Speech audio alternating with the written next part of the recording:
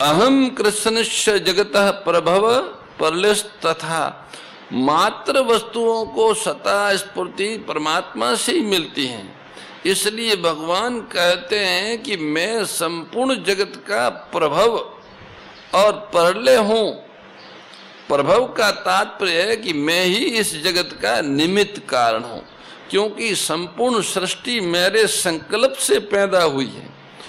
जीवों के द्वारा किए हुए अनादि काल के कर्म जीवों के प्रलय काल में लीन होने पर जब परिपक्व होते हैं, फल देने के लिए उन्मुख होते हैं, तब उससे प्रलय का समय समाप्त होने पर सर्ग के आदि में भगवान का संकल्प होता है और उसी संकल्प से शरीरों की उत्पत्ति होती है। जैसे घड़ा बनाने में कुमार और सोने के आभूषण बनाने में सोनारी निमित्त कारण है, ऐसे ही संसार मात्र की उत्पत्ति में भगवान ही निमित्त कारण है। प्रलय कहने का तात्पर्य है कि इस जगत का उपादान कारण भी भगवान कहते हैं कि इस जगत के उपादान का कारण भी मैं ही हूँ, क्योंकि कार्य मात्र उपादान कारण से उत्पन्न होता है। उपादान कारण रूप से ही रहता है और अंत में उपादान कारण में ही लीन हो जाता है। जैसे घड़ा बनाने में मिट्टी उपादान कारण है, ऐसे ही सृष्टि की रचना करने में भगवान ही उपादान कारण है। जैसे घड़ा मिट्टी से ही पैदा होता है, मिट्टी रूप ही रहता है और अंत में टूट करके घिसते घिसते मिट्टी ही बन जाता है। जैसे सोने के यावन मात्र आभूषण सोने से ही उत्पन्न होते हैं, सोना रूप ही रहते हैं और अंत में सोना ही रह जाते हैं, ऐसे ही यह संसार भगवान से ही उत्पन्न होता है, भगवान में ही रहता है और अंत में भगवान में ही लीन हो जाता है। ऐसा जानना ही ज्ञान है। सब कुछ भगवत स्वरूप है, भगवान के सिवाय दूसरा कुछ है ही नहीं, ऐसा अनुभव हो जाना विज्ञान है, ज्ञान विज्ञान।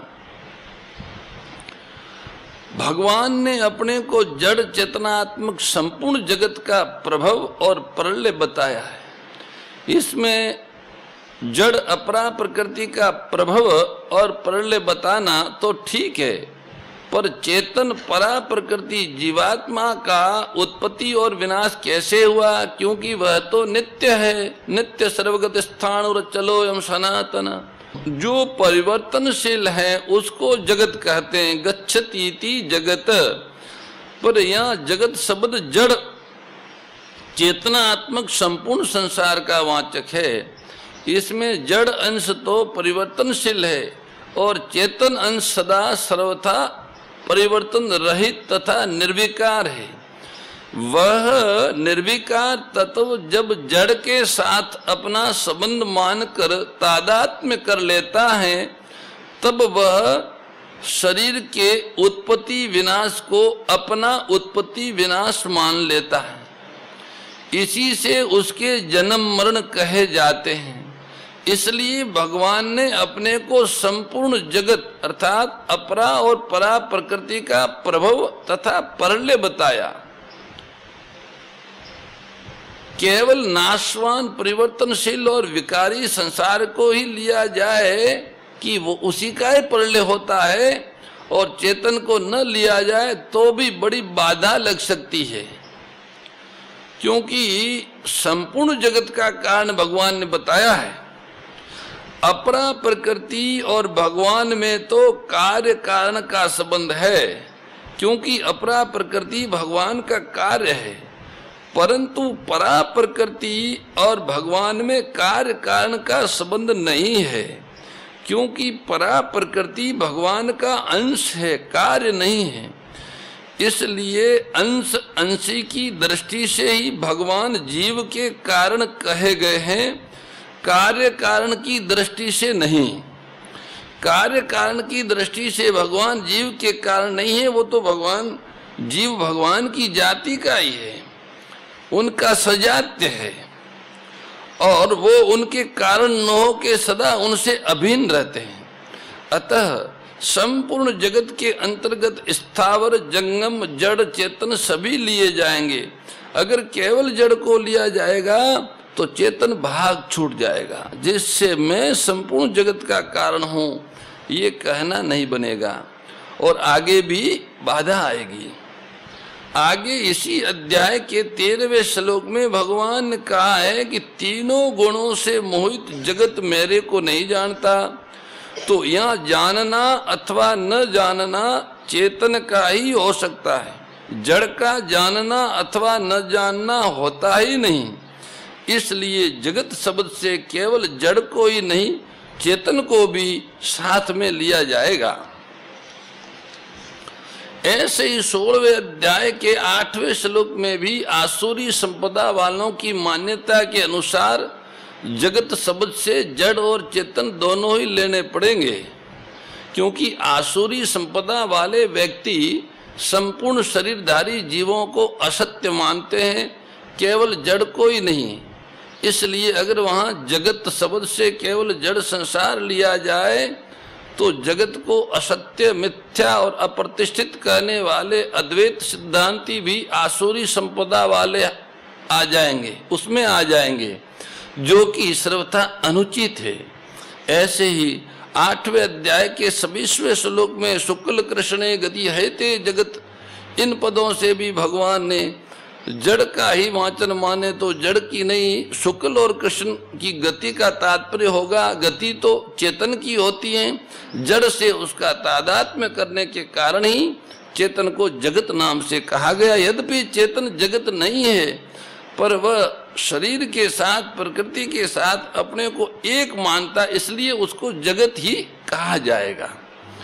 जैसे ये फलाना है ऐसा संकेत करते हैं तो शरीर की तरफ करते हैं और नाम भी शरीर का देते हैं, पर वास्तव में जब शरीर में से आत्मा अलग हो जाती, प्राण छूट जाते हैं, तो कहते फलाना चला गया। तो शरीर की तरफ, शरीर के आकार की तरफ नाम करके संकेत करते थे। वो बात इसलिए थी कि वो शरीर के साथ घुला मिला था अलग, तब तो उससे निकल के गया।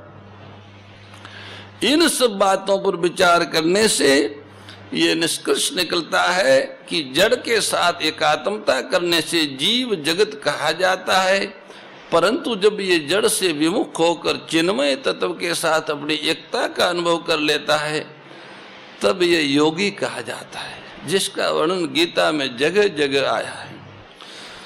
जो न खुद को जान सके और न दूसरों को जान सके वह अपरा प्रकृति है। जो खुद को भी जान सके और दूसरों को भी जान सके वह परा प्रकृति है। इन अपरा और परा दोनों के माने हुए संयोग से ही संपूर्ण स्थावर जंगम प्राणी पैदा होते हैं। मूल दोष एक ही है, जो स्थान भेद से अनेक रूप से दिख रहा है, वह है अपरा के साथ संबंध। इस एक दोष से ही संपूर्ण दोष उत्पन्न होते हैं। ये एक दोष आ जाए तो संपूर्ण दोष आ जाएंगे, और ये एक दोष दूर हो जाए तो संपूर्ण दोष दूर हो जाएंगे। इसी तरह मूल गुण भी एक ही है, जिससे संपूर्ण गुण प्रकट होते हैं, वह है भगवान के साथ संबंध। आप अपरा को चाहे नित्य माने चाहे अनित्य माने, पर उसके साथ हमारा संबंध अनित्य है। ये बात सर्वसम्मत बात है। यह संबंध ही, अपरा का संबंध ही जन्म मरण का कारण है। यही संसार का बीज है। मैं संपूर्ण जगत का प्रभव तथा प्रलय हूँ। भगवान के ऐसा कहने का तात्पर्य है कि इस स्थावर जंगम रूप जगत को मैं ही उत्पन्न करने वाला हूँ, और मैं ही उत्पन्न होने वाला हूँ, मैं ही नाश करने वाला हूँ, और मैं ही नष्ट होने वाला हूँ। क्योंकि मेरे सिवाय संसार का दूसरा कोई भी कारण तथा कार्य नहीं है। मैं ही इसका निमित्त तथा उपादान कारण हूँ। अतः जगत रूप से मैं ही हूँ, अमृत और मृत्यु तथा सत्य और असत्य भी मैं ही हूँ। श्रीमद् भागवत में भी भगवान कहते हैं कि जो कुछ प्रत्यक्ष या अप्रत्यक्ष वस्तु है वह सर्वशक्तिमान परमात्मा ही है। जो कुछ सृष्टि प्रतीत हो रही है इसके निमित्त कारण भी वही हैं, उपादान कारण भी वही हैं। वे ही विश्व बनाते हैं और वे ही विश्व बनते हैं। वे ही रक्षक हैं और वे ही रक्षित है। वे ही सर्वात्मा भगवान इसका संहार करते हैं और जिसका संहार होता है वह भी वही है। तैत्तिरीय उपनिषद में आया है कि अन्न भी मैं हूँ और अन्न को खाने वाला भी मैं हूँ। तात्पर्य ये हुआ कि अपरा और परा प्रकृति तथा उनके संयोग से पैदा होने वाले संपूर्ण प्राणी ये सब के सब एक भगवान के ही है। कारण भी भगवान है और कार्य भी भगवान है। इस श्लोक में भगवान ने अपने को परा और अपरा प्रकृति रूप संपूर्ण जगत का मूल कारण बताया है। 7वें अध्याय के 7वें श्लोक में भगवान के सिवाय जगत का और कोई कारण होगा इसके आगे के श्लोक में निषेध करते हैं। भगवान कहते हैं मत परंतरम, हे धनंजय, मेरे सिवाय इस जगत का दूसरा कोई किंचन मात्र भी कारण तथा कार्य नहीं है। जैसे सूत की मणियां, सूत की मणियां सूत के धागे में पिरो हुई होती है, ऐसे ये संपूर्ण जगत मेरे में ही ओतप्रोत है। हे अर्जुन, मेरे सिवाय दूसरा कोई कारण नहीं है। मैं ही सब संसार का महाकारण हूँ। जैसे वायु आकाश से उत्पन्न होती है, आकाश में ही रहती है और आकाश में ही लीन हो जाती। आकाश के सिवाय वायु का कोई पृथक स्वतंत्र सत्ता नहीं है।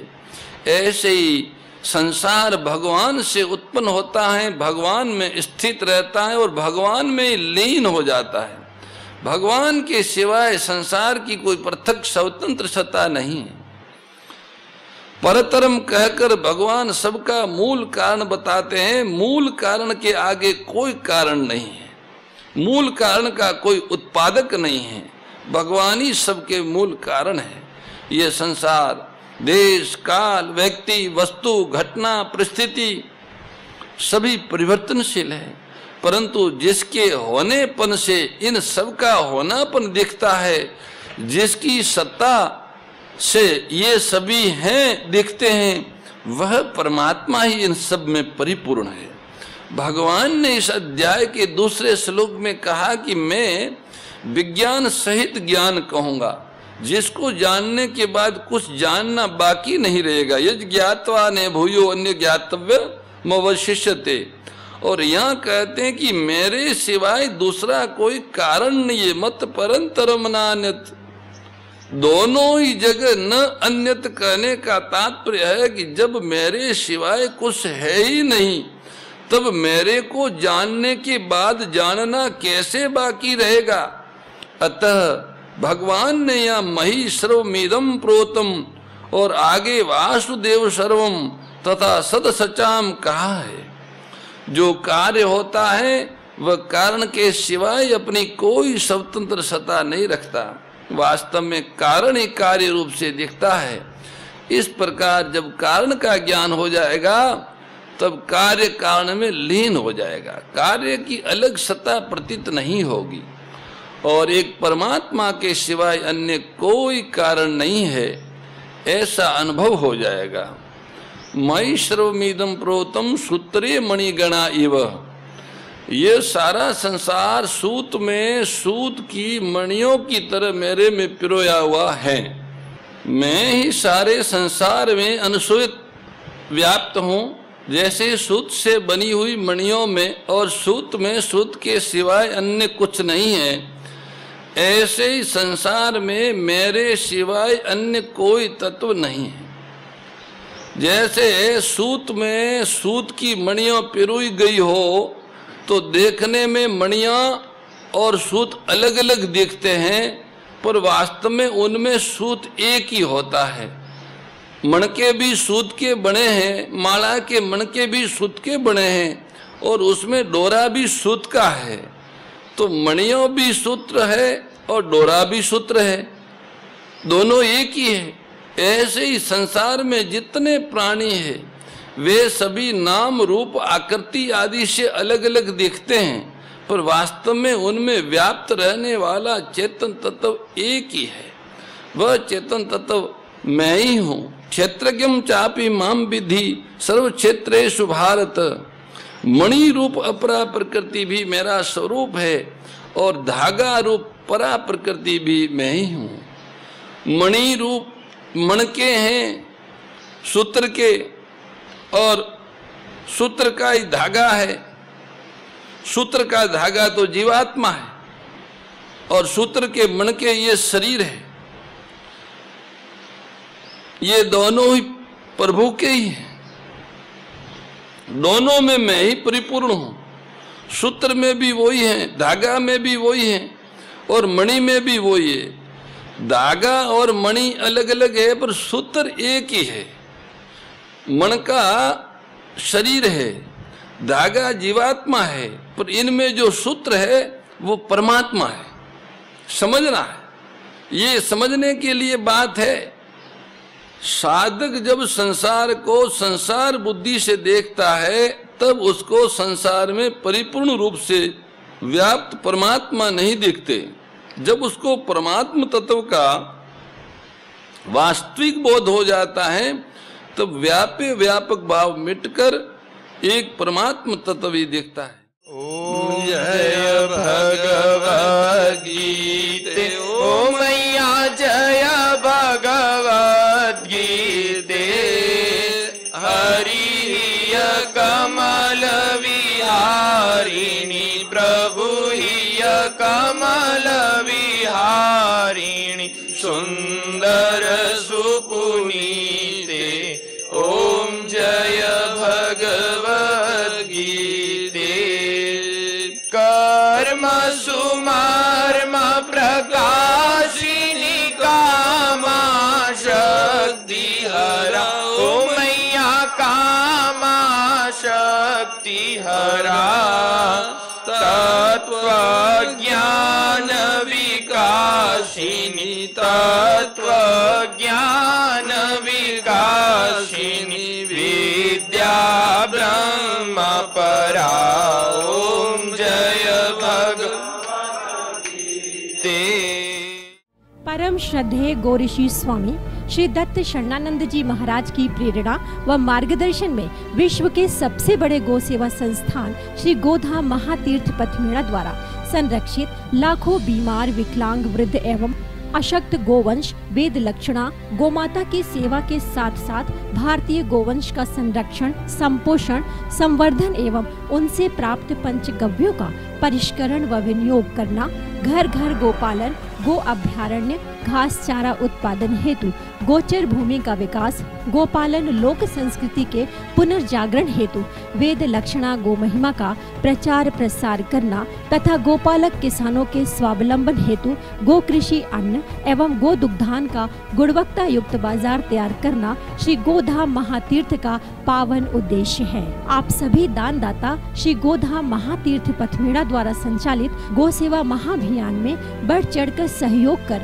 लाखों बीमार विकलांग वृद्ध एवं अशक्त गोवंश के गोग्रास सेवा हेतु श्री गोधाम महातीर्थ पथमेड़ा लोक पुण्यार्थ न्यास के बैंक ऑफ बड़ौदा खाता संख्या 084901000238827 IFSC कोड BARB 0 ASHRAM शाखा आश्रम रोड अहमदाबाद में गोग्रास सेवा निमित्त जमा कर सकते हैं।